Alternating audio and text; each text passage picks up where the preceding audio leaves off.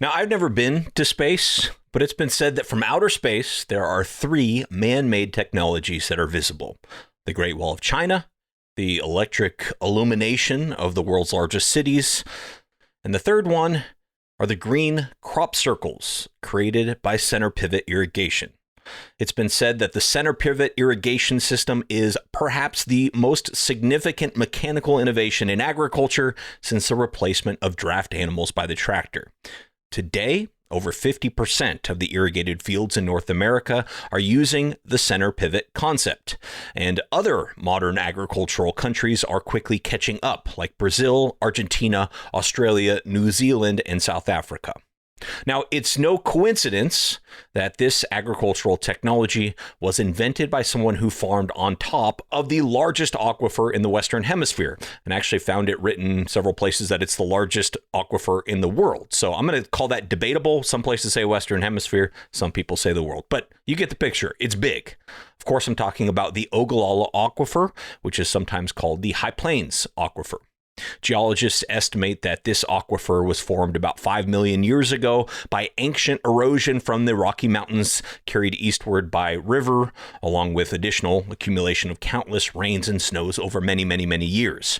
It now stretches beneath 174,000 square miles, underlying parts of 8 states: South Dakota, Texas, Nebraska, Colorado, Kansas, Wyoming, Oklahoma, and New Mexico, which makes up most of what we call the Great Plains. This area has been the setting for numerous big stories in ag over the years, from the great cattle drives of the 1800s that we covered in our Cattle Kingdom episode, to the land grab of the Homestead Act, to the dirty 30s of the Dust Bowl. But there's no doubt that the center pivot was a major game changer, not just in the Great Plains, but all of agriculture. And it allowed for the tough settlers in that rough part of the country to turn the desert land into one of the most productive agricultural regions in all of the world. Throughout my career, I've had the chance to live in 2 different agricultural areas made possible by the Ogallala Aquifer. First in the Panhandle of Texas, where I lived and worked in Amarillo and Dumas, Texas. Then years later, I lived in Northwest Kansas and commuted across the border up to Benkelman, Nebraska. So I've been able to see firsthand what this incredible underground resource has done for farming and for rural economies when combined with the revolutionary ag technology that we'll discuss in today's episode, the center pivot invented by Frank Zybach. Frank definitely fits the criteria for these history episodes, which for me is an ag innovator that I wish I could interview if they were still alive. It highlights the impact innovation can have on the ag economy and carries valuable lessons for all of us aspiring ag innovators out there. But it's also a case study about agricultural sustainability. The aquifer is a limited resource built from snowmelt and precipitation and water coming off the Rocky Mountains for thousands and thousands and thousands of years. In the 72 years since Frank Zybach patented his invention, water levels in many parts of the Ogallala Aquifer have dropped drastically, many times larger than what could possibly be replenished by nature. In an article for Smithsonian Magazine titled "How Center Pivot Irrigation Brought the Dust Bowl Back to Life," Joe Anderson writes the following, quote, "Center pivot technology epitomizes what it is to be an American. It was a technological triumph that enabled a production revolution. The people who built it took pride in their achievements. They were American inventors who created something out of almost nothing. But the system also drew on less productive American impulses, not just ingenuity and drive, but also unchecked resource use and ever-increasing scale." If this story is sounding not so straightforward and a little bit complex, I think you're getting the message here. This is the story of the center pivot. It enabled the breadbasket of America, a region that supplies at least 1/5 of the total annual U.S. agricultural harvest, worth about $20 billion. But if we pump the Ogallala Aquifer dry, all of that will eventually be lost. And scientists estimate that it would take natural processes about 6,000 years to refill that aquifer. So, how did we get here? And what, if anything, can be done to tap into this tremendous resource sustainably today and into the future? Well, that second question has no easy answers that I'm aware of. So let's start with the first one in today's episode. How did we get here? To put this in context, I think it's helpful to know a few facts about water. Most of you might know 97% of water on Earth is salt water, which obviously cannot be used for food or for drinking water unless it's desalinated, which is a story for another episode. But that only leaves us with 3% for food production and for drinking water and all the other things we use fresh water for. But wait, most of that is actually ice. About 69% of it is frozen. Only 1% of our fresh water can be found in our lakes, rivers, marshes, etc. And then the remaining 30% of our fresh water can be found below ground in what we call groundwater. So of our total water out there, that's roughly 1%. Is groundwater and about 30% of our fresh water. You may have heard an aquifer referred to as an underground lake, which is not really accurate. It's more of a layer of sand or gravel or rock that's saturated with water. This is an important distinction because it means that the amount of water we can access from one aquifer is highly variable based on location.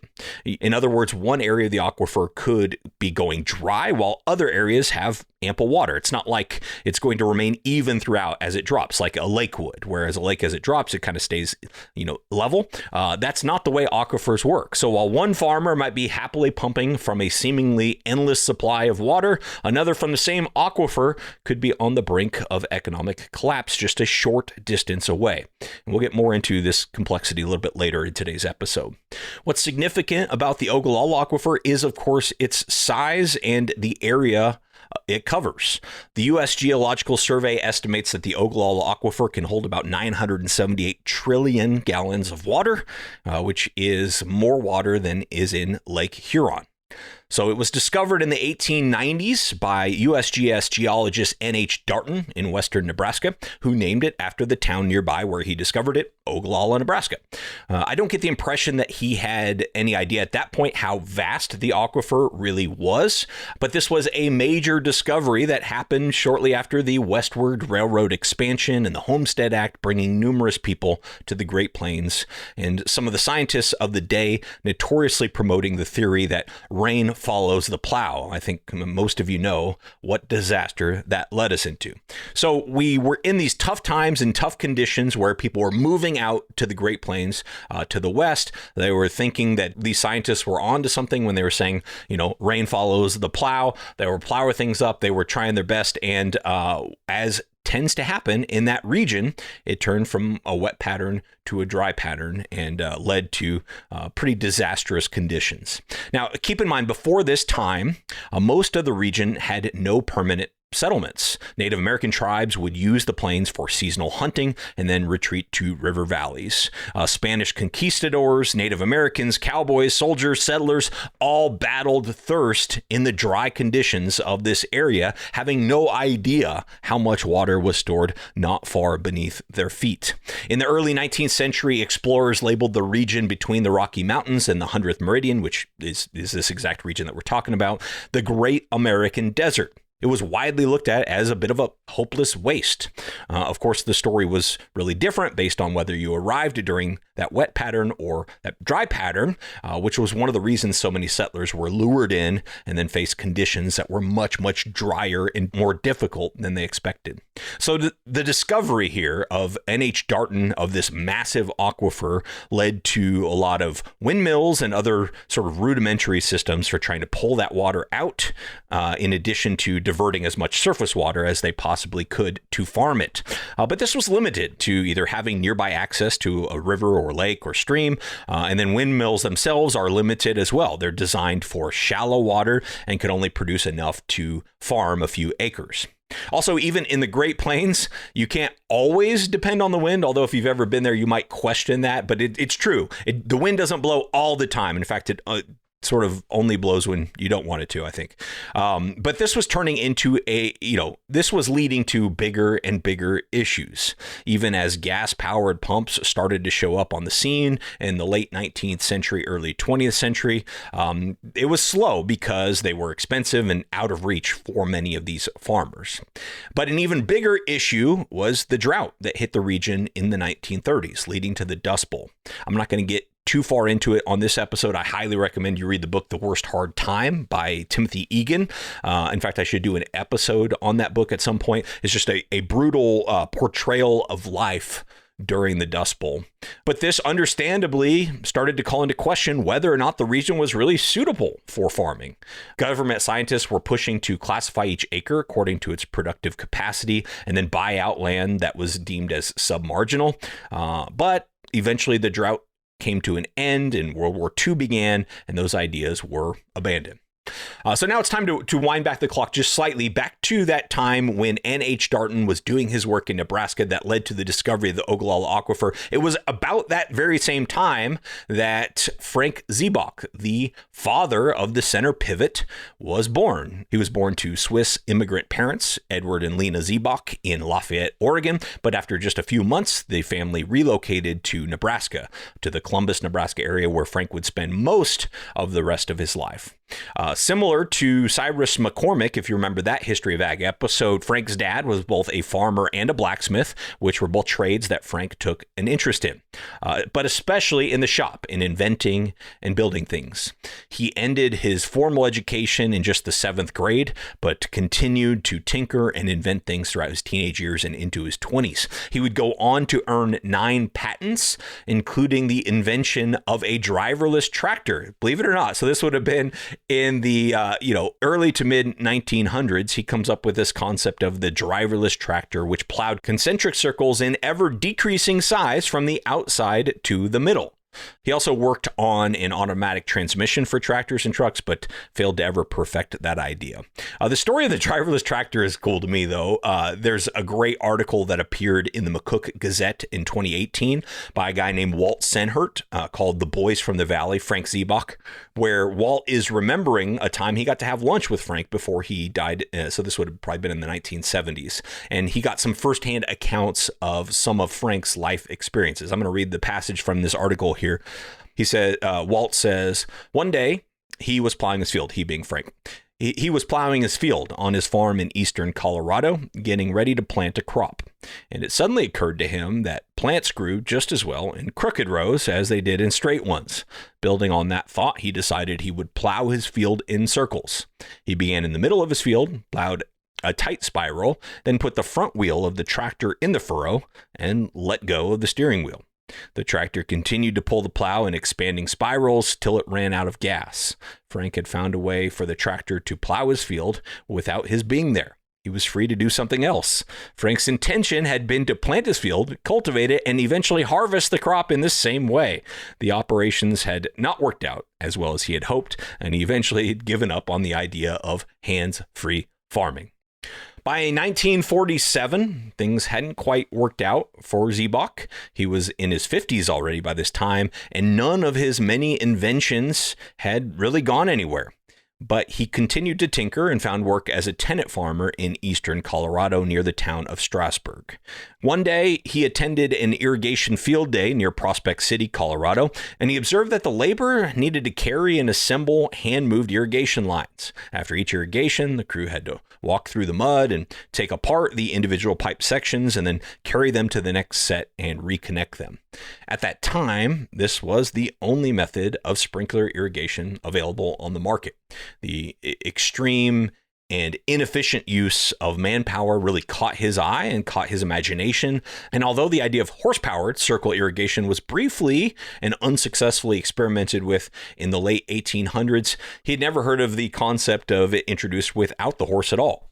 I can't help but wonder here if Frank was maybe still a little hung up on the idea of his circular design for his hands-off farming, and maybe saw an opportunity to apply that same concept to irrigation instead of tractor work. I don't know that from my research, but the two dots just seem to connect a little bit too easily there. Frank began to develop this concept of an automatic self-propelled sprinkler irrigation system. Over the next several months, he worked to build a prototype, and by the summer of 1948, he had finished a small 2-tower water-driven center pivot system, which he field tested that next summer. This first prototype was built on skids. It consisted of 2 sections of pipe that were suspended by cables above the crop field from those 2 towers, with sprinkler heads watering along the pipeline. By 1949, so the next year, the device included 5 towers with pipes running on wheels that could irrigate up to 40 acres. The whole system was powered by the water pressure running through it. Some of that water was diverted off to drive the wheels, and the towers were kept in line by a system of control wires. If one tower got ahead of another, the wires would sense it and slow that tower down. Now, of course, if you're not at all familiar with center pivot irrigation, although you've flown over it and seen the crop circles, etc., that's not the way modern pivots work, but that is kind of a cool concept that the water sort of drove the pivot and how it all started. So then on July 22nd, 1952, after about 5 years of working on the project, Zybach was granted U.S. patent number 2,604,359 for his, quote, self-propelled sprinkling irrigating apparatus, which we know today as the center pivot. That patented version had a 600-foot boom that was large enough to irrigate a 135-acre circle, or basically an entire quarter section, 160 acres, without reaching the corners. Now they have an articulating arm that reaches the corners, but at that time they didn't. So a whole section could be irrigated without the corners, so it's about a 135-acre circle. After he received his patent in July 1952, Zybach contacted a local Columbus car dealer and entrepreneur, A.E. Trowbridge.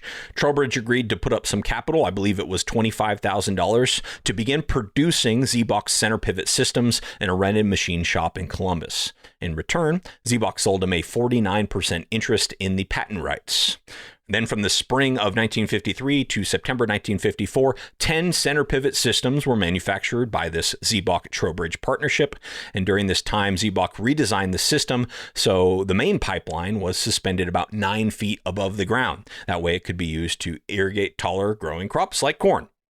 And now going back to that article that I love so much from Walt Senhert in the McCook Gazette, he says, quote, throughout our lunch, so he was having lunch with Frank Zybach, and this is what the article is about. So he says, throughout our lunch, Frank talked about the pivot irrigation system and the early days when they began to manufacture the systems.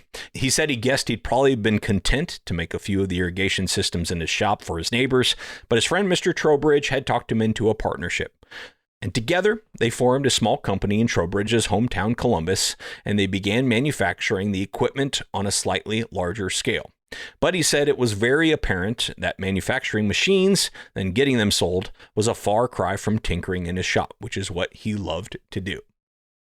Well, you might hear that deal he made with Trowbridge and think, boy, $25,000 for a 49%, and think maybe Trowbridge got a steal out of that. But I really think the two needed each other. Zybach seemed to genuinely like tinkering and working in a shop. Unlike Cyrus McCormick with the McCormick harvesting, he didn't really have that drive to be a marketer and businessman. McCormick either had it from day one or developed it over time. I'm not sure which, but he became just a really impressive businessman on top of coming up with a mechanical harvester.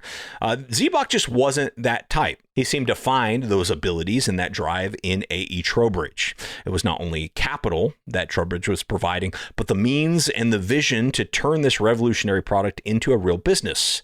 And that led very quickly to the deal that would ensure that future iterations of their center pivot would not just outlive their patent, but remain the irrigation system of choice all these 72 years later.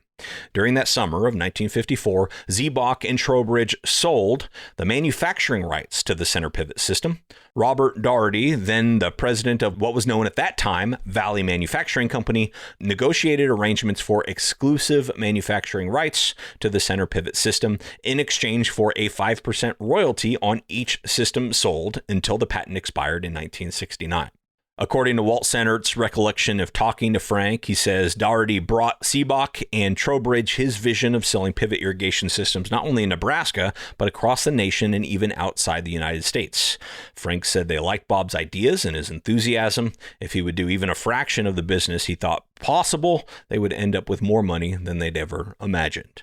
Now, I couldn't really find many details about how much money did this generate for them, and was there any sort of ongoing revenue generated after that patent expired. I wasn't able to find that, but I'd be really curious to hear if any of you happen to have first-hand knowledge of that, what happened from there. But after selling these manufacturing rights, Zybach and Trowbridge used some of their proceeds to buy up farmland in Nebraska and add their pivot irrigation system. Kind of a cool investment approach, buying kind of undervalued land that they could maximize the value of once their system was installed. I couldn't also track down how much land they bought, but pretty solid investment strategy for them, I would think. I get the impression here that Trowbridge was really a driving factor in the business outcomes that the two achieved together. But as with most things in agriculture, this isn't just like a happily ever after story. These history episodes have been time-consuming to do because what I think the story is and what the story actually becomes are two different things. The pivots were slow to gain popularity at first. Even with the labor savings and the ability to more uniformly and efficiently apply water, they were a bit complicated and expensive, and they broke down pretty often in the early days. The wheels also tore up the field, which was a concern for a lot of farmers, and the system couldn't really handle hills. But they continued to improve the system over the time, and slowly it started to catch on toward the late 1960s. So that would have been then at least 15 years after the deal was done. But the real catalyst seemed to be in the mid-1970s when commodity prices surged, which really changed the ROI calculation for these systems. By 1976, a center pivot cost as much as $50,000 installed, and it consumed 50 gallons of diesel fuel per acre each year, applying a total of 22 inches of water per season. Valley Manufacturing changed its name to Valmont, which you might know today as Valmont Industries, and they became a publicly traded corporation that still is a world leader in this irrigation technology today. In 1970, there were about 350 Valmont center pivots being used in Nebraska, which quickly increased to 1,100 just 5 years later. More competition entered the market once Frank's initial patent expired, with nearly 30 firms involved at one point or another with the manufacturing and sales of these systems. But Valmont has continuously improved and redesigned Frank's original invention. Interestingly enough, by 1990, all the center pivots in the world were produced by 5 Nebraska manufacturers, with Valmont being the largest. I think that's changed a little bit from 1990, but that's pretty cool that it was so heavily concentrated there in Nebraska. Today, based on estimates, I was able to find there are over 400,000 center pivots out there in operation, irrigating somewhere in the neighborhood of 30 million acres and counting. The technology has come a long way since Frank Zybach's prototype. Of course, it's grown in size and precision and reliability and ease of use. They aren't powered by water anymore. Most rely on electric motors to drive them, and they've embraced digital technology. In fact, farmers of modern pivots can monitor and operate these systems from their cell phones. The technology is incredible, and there is no debate that it has absolutely changed agriculture. It's changed the landscape of our country. If you've ever driven over flyover states, you've seen these circles. But the incredible success of the center pivot has also brought to the surface, to use the pun, an uncomfortable reality. Aquifers, like the Ogallala, groundwater, is a finite resource that can only be replenished very, very, very slowly. And this is where our story gets a little bit complicated. Yearly groundwater withdrawals from the Ogallala Aquifer quintupled between 1949 and 1974. In some places, farmers were withdrawing 4 to 6 feet per year, while nature was putting back in about a half an inch. Today, the Ogallala Aquifer is being depleted at an annual volume of approximately 18 Colorado rivers. Rain, snowmelt, and rivers are recharging some parts, but are nowhere close to keeping up with the human demands. According to that same article by Smithsonian Magazine I referenced earlier, half the aquifer has less than 100 feet of saturated thickness. At least 30 feet of saturated thickness is necessary for large-scale irrigation. The article goes on to say, by the time the irrigators sensed the limits of groundwater irrigation, the region was stuck in what historians call an infrastructure trap. The success of center pivot irrigation has thwarted alternative visions for developing these dry areas. Capital investment in wells, pumps, center pivots, other equipment, and buildings have made it difficult to transition to less water-intensive farming practices. Consequently, change has been modest. Now, I'd like, if you would, to just put yourself in this very real situation here. You're a farmer in western Kansas or Nebraska or the panhandle of Texas, and you have ancestors that settled there and endured the worst hard time, as Timothy Egan put it, of the Dust Bowl. They persevered to hold on to their land, to raise a family. They bought land that included legal rights to the groundwater, and they found themselves farming on top of one of the world's largest aquifers with the equipment and technology to tap into it effectively and efficiently. As the technology got better and the farm got bigger, the wells needed to be drilled deeper and deeper to access the water. The data comes in that you and everyone around you is pulling too much water out, that it's not sustainable.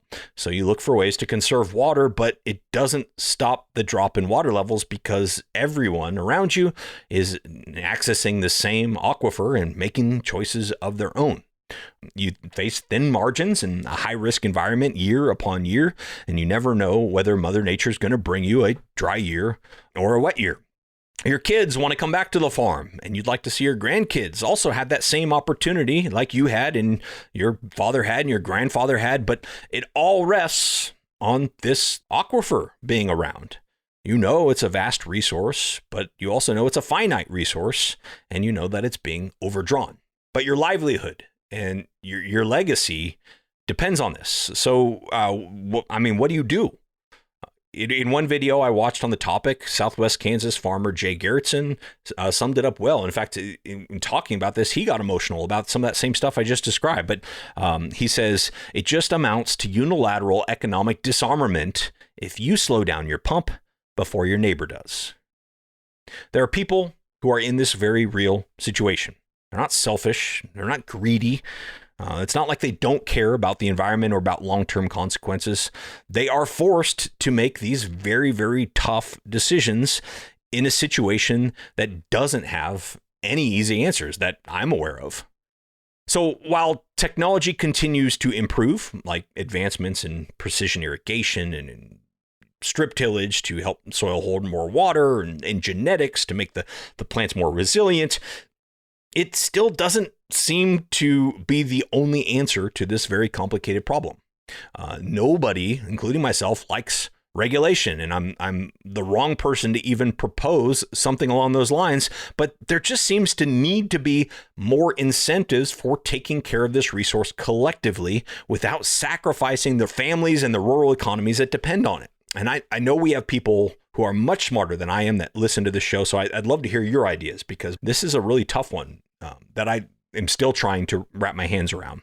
I plan to do some future episodes with farmers in the region, including someone who was in a group that created a 99 square mile conservation zone referred to as the Sheridan 6 over 5 years between 2013 and 2018. Many of those who volunteered to reduce their water use claimed that they could be profitable with reduced pumping. And that's great, and that should be celebrated. But I can't help but wonder, does that solve the problem? I mean, it sure helps, don't get me wrong, but I imagine you can't help but lie awake at night and think, am I just conserving this water so someone else somewhere else can pump more and pump for longer? This also highlights a pitfall of putting too much faith in technology. And as most of you know, if you've listened to this show for any period of time, I'm a tech optimist. So I definitely am vulnerable to this pitfall, but tech isn't always the answer. As I've dug into these History of Ag episodes, that's certainly been one of the biggest takeaways. Tech often gets the glory. I've even said here today, the center pivot revolutionized agriculture.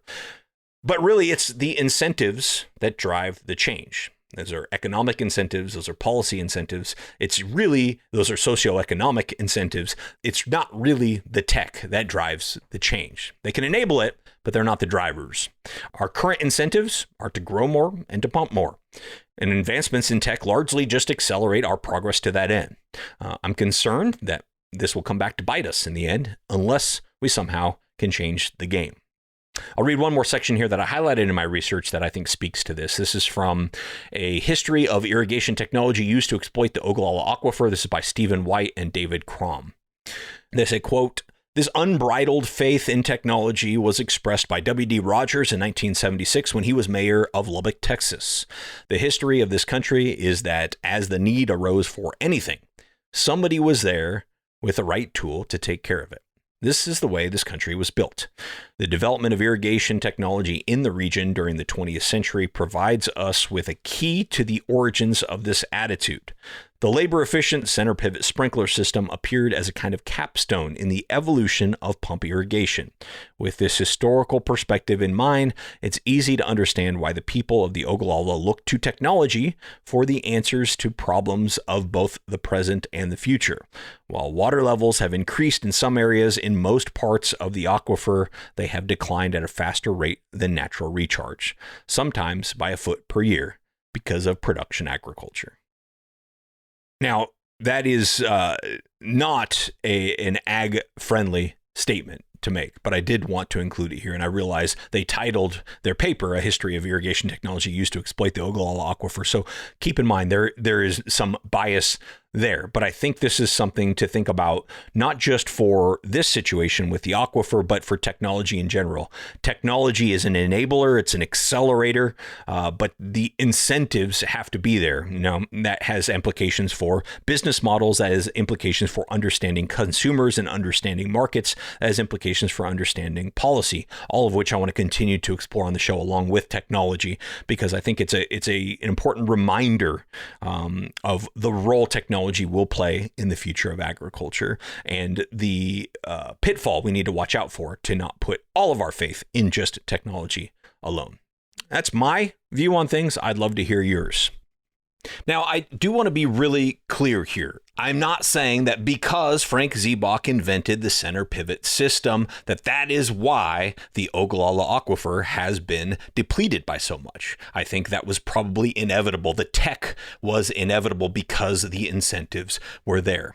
But I share these stories because I do think that they are inextricably linked. The story of Frank Zybach, the amazing invention, the innovation that enabled so much productivity, so much economic growth, and so much water to be pulled from the Ogallala Aquifer. We have big questions today. I think we can celebrate our history and our successes while facing plainly the challenges that are ahead of us. And that is why we do this podcast called The Future of Agriculture. Frank Zybach passed away on August 19th, 1950. A.E. Trowbridge also passed away just a few months later. Zybach was inducted into the National Inventors Hall of Fame in 2020. Walt Senhert wrote that he asked Frank about a story in the World Herald that called him a, quote, genius. Walt recalled that Frank was a down-to-earth and genuinely nice man, modest and unassuming. Frank laughed at being called a genius and said he was just a lazy farmer that didn't care for field work. Frank's Zybach invention changed agriculture, and I can only wonder what he'd be tinkering with today in his shop to solve the problems that exist in agriculture in 2024. Thanks so much for listening. I'll be back next week with another story of ag innovation.